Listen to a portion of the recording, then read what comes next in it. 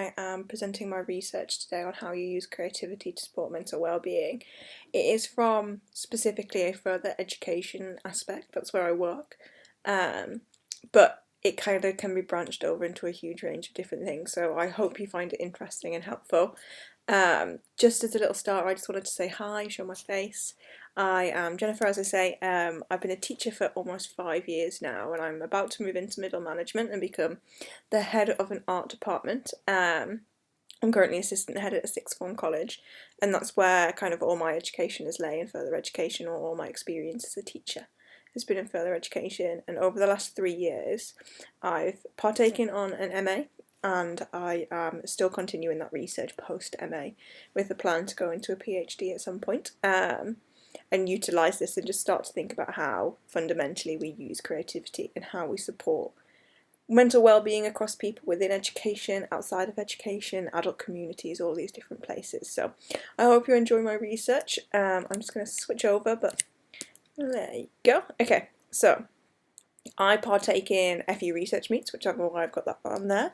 I think Love FE as a hashtag is a very, very, very important hashtag. I think it's really important for us to use. Obviously, FE research is where a lot of my work is based. And also recently, me and my friend Jason have set up the Revolution, which is a chat on a Tuesday from 9 till 10 p.m, and we discuss all things kind of revolutionary in education and how we revolutionise education. My Twitter handle, if you're interested in following me, is JNFR Linsdell, and that is me, basically, as a person. So what I wanted to kind of talk about today, and what I want to branch, or what my research is and what I find really importantly, is how we utilise our education to support mental health and resilience. Our education, I've seen certainly over the last 20 years of me growing up within this society and within the changes of education that's happened, the reforms over the last 10 years, is that we're starting to lose our education. And what that's actually starting to do is it's starting to impact our students. So throughout my 3 years when I studied at Birmingham City University, I looked at the use of art education and art therapy to support mental health and resilience. Specifically for me, this was looking at further education. And specifically, it started out with just looking at students and how we support students. Now, I felt like ultimately, which I think is really important, and I think it's the same across a huge range of different things, is ultimately we can't fully help our students without helping our staff, because our staff impact our adolescents every day. Or you as a person might impact somebody else younger than you every day. You might interact with them in different ways. There's loads of different things that may happen, and that can be either positively or negatively. And I think it's so important to make that more about the positive than the negative. And without supporting our staff, I don't believe that we can fully do that properly. So this is the journey that I went on. I've produced a range of publications, the first one being about the impact of Bauhaus on education and the School of Bauhaus. I then went to do live studies with students, which is Does Art Help? And then finally I came to the staff wellbeing and education, which is what I'm going to talk about in a little bit more detail today, alongside my final project, which was called One Person Can Change the World. Now this was about really thinking about how easy it is to actually really positively impact people, and really positively impact staff and students and anyone within our lives by utilising creativity and utilising that within education. So my study worked through some data. I used something called the Warwickshire Mental Wellbeing Scale, which is what you'll see on the left hand side. This is a scale that explores different positive quotes, and you measure yourself. Essentially what happens is you get a point score based off what you measure yourself as. So none of the time is 1, rarely is 2, some of the time 3, etc. Staff filled this out at the beginning of the study and then refilled the same thing out at the end of the project, and that was 3 weeks in length. Alongside this, staff were given an art therapy book, which they had to fill out every day. They weren't prescribed a time limit on this. They weren't prescribed what they had to do, how many colours, what materials they used. A lot of staff that were coming into this were very nervous because, as they said, they didn't know how to draw, but it wasn't about that. It wasn't about the drawings. It was about the data that I was receiving. So these were art therapy techniques such as creating an emotion wheel, designing postcards you'll never send. And then towards the end of the 3 weeks, it was things like draw yourself as a superhero, draw your favourite place, draw something really positive. And it became more about concentrating on the positive attributes of yourself, your strength, affirmations, your power within your own being that you don't necessarily realise. Some staff spent about 5 minutes on these every day. Some staff spent hours on this every day. It just depended on time and how much they were willing to put into that. And the most important thing was about how that helped them with their mental well-being. Now, every single member of staff who took part in this who completed the study reported positive improvement in their mental health. The lowest change was 3, the highest was 15. No participant lowered their score at all. Everything either at least stayed the same or improved, and actually the most consistent improvements across the board were staff reporting that they felt less negatively about themselves and their abilities, and that they felt like their mental health impacting their ability to complete daily tasks had lessened. And I think that's really, really important. I think that's one of the most important things for me, is that this made people feel like they could get through the day just a little bit easier. And that's what's important. It's about how we get it through the day, every day, and how we do that. This is something I think really stands out to me and has always stood out to me, which is why I always place it in at this point, because we're talking about how we make changes on mental health in education, with staff, with students, with anyone, essentially across the board. We've had a really hard year. It's not been great. So just thinking about how we make change. So now is not the time to be shy or timid. Now is not the time to assume other teachers are doing it for you. Now is the time to act. Once I'd obviously compiled all of this data together, and I have a really beautiful book just full of a collection of the creative things that staff did for me. It's absolutely amazing. There's drawings in there, illustrations in there, paintings in there, colour by numbers in there that some staff continue to do post doing this project, and I love that, and I think that's a really important thing to show and look at. But I still felt like there was something missing within that collection of research, and I decided that data wasn't enough. We needed to consider more what changes were made due very specifically to creativity. Therefore, I spent time and produced the One Person Can Change the World series of books. There's 3 books within it. The first part, volume 1, is about my own understanding of art, mental health and education and how that's impacted me personally over the past 20 years. And then volume 2 is a compiled collection of people's stories about their own impact on mental health. So, as I say, this part 1 was past, present and future, so there's some lovely little children's photographs of me in there.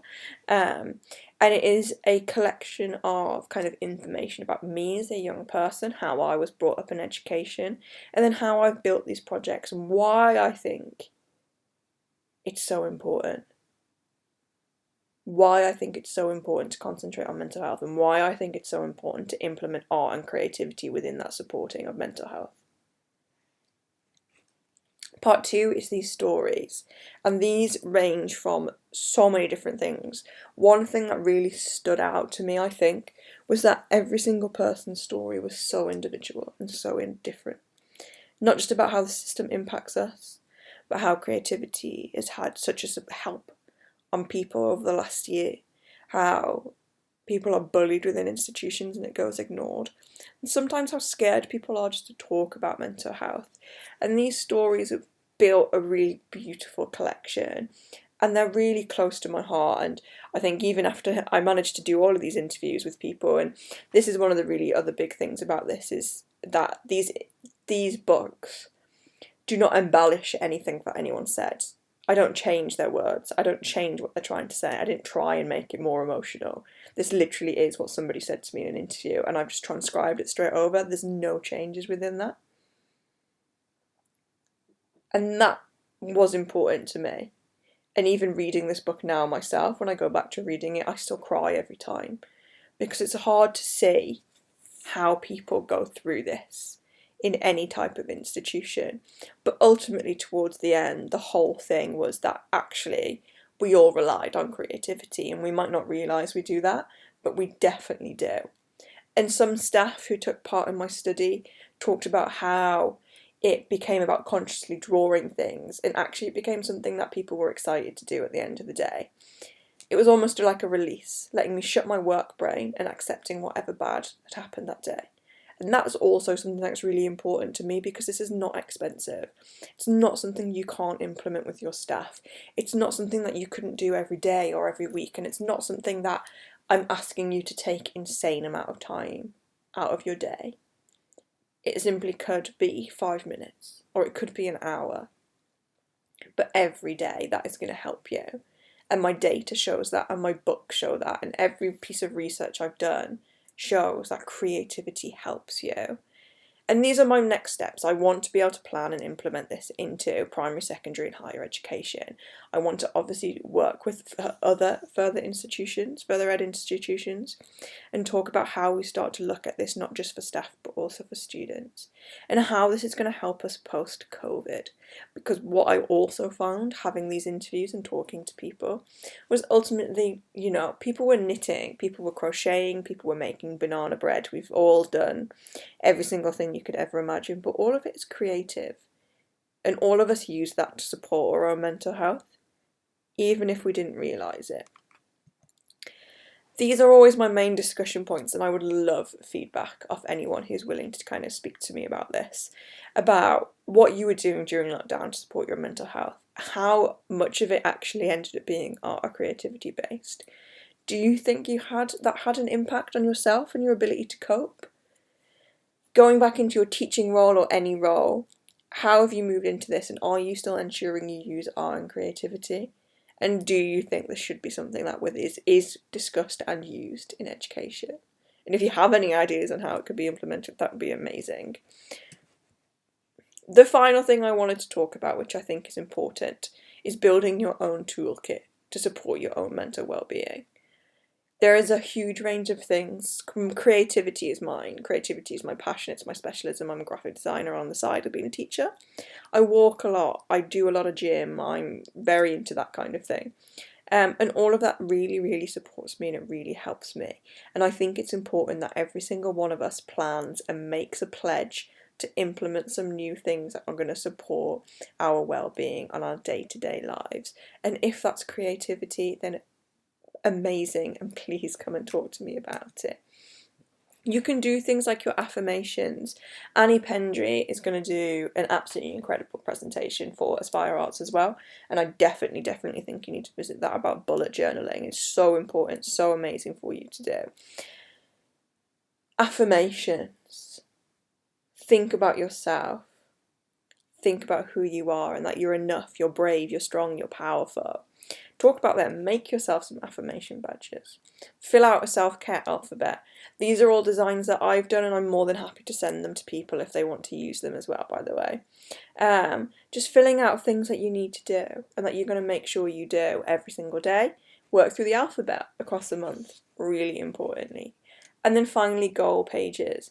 They're so simple, but designing something like this and planning what your goals are specifically in terms of your well-being and building that in a creative way is going to have such a positive impact on you as a person. And as I say, that data that I have and those stories that I have and all these books and publications that I've built over the last 4 years really, really show, and I think it's really, really important that we talk about and we implement creativity across the board in education, in primary, secondary, further ed, higher ed, across the world, in different businesses, in different jobs, anything and everything. Creativity supports mental well-being, and we can use that in the most simplest of ways. Thank you for listening, and I really hope you've enjoyed my talk today. It's been really lovely getting to present this with Aspire Arts, and I really hope that you guys kind of want to continue to work with me and are interested in that. If you are, as I say, my Twitter is at jnfrlinsdell. Please email me at jennifer.linsdell@live.co.uk, or I do now have a website which is jnfrlinsdell.co.uk. I've got some of the interviews on there, I've got publications I've written on there, I've got kind of different elements within that and my design work. And you can contact me via my website as well if you're interested. So thank you, and I really look forward to hearing from you all soon.